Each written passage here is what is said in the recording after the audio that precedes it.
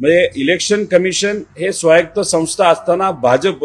स्वतःच्या एखाद्या डिपार्टमेंटसाठी इलेक्शन कमिशनला आज वापरतंय आणि त्याच्यात तुम्ही जर बघितलं तर हे पूर्वी होत नव्हतं. तसंच आम्हाला भीती अशी वाटते की अशा पद्धतीने जजेसच्या नियुक्त्या जर झाल्या, अशा व्यक्तींना तिथं घेतलं गेलं ज्यांनी पक्षाची भूमिका ठामपणे मांडलेली आहे, तर उद्या जाऊन आजच्या राजकारणाकडे बघता तिथं न्यायव्यवस्थेच्या माध्यमातून विरोध हा केला, न्याय हा सामान्य लोकांना आणि विरोधातल्या लोकांना दिला जाईल असं आम्हाला वाटत नाही. राहिला प्रश्न एखादा विषय कोर्टात पूर्वी गेला असेल तर सहसा जर आपण बघितलं तर जजेसच्या बाबतीतला एखादा निर्णय जर कोर्टात गेला तर जजेसच्या विरोधात नाहीतर जी काय प्रक्रिया कॉलेजियमची आहे त्याच्या विरोधात कुठेही निर्णय कुठलेही कोर्ट तिथं देत नसतं. आणि शेवटी तो विषय त्यांचा अंतर्गतला विषय असतो. विषय आज आम्ही का मांडत आहोत, कॉलेजियमनी नावं दिली असली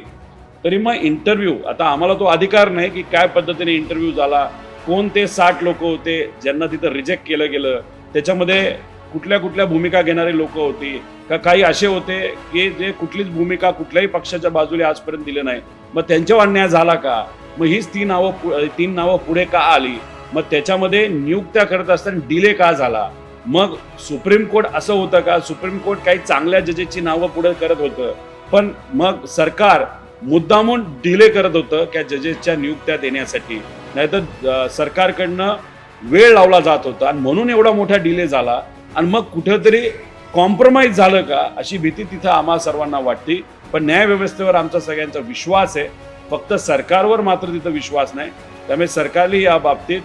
आम्ही पारदर्शक आहोत, आम्ही योग्य अशी सिस्टम तिथं चालवतो हे कुठेतरी दाखवण्याची आज खरी वेळ आहे. तशा पद्धतीने हे सरकार निर्णय घेईल का असा प्रश्न तिथं आम्हा सगळ्यांना वाटतो.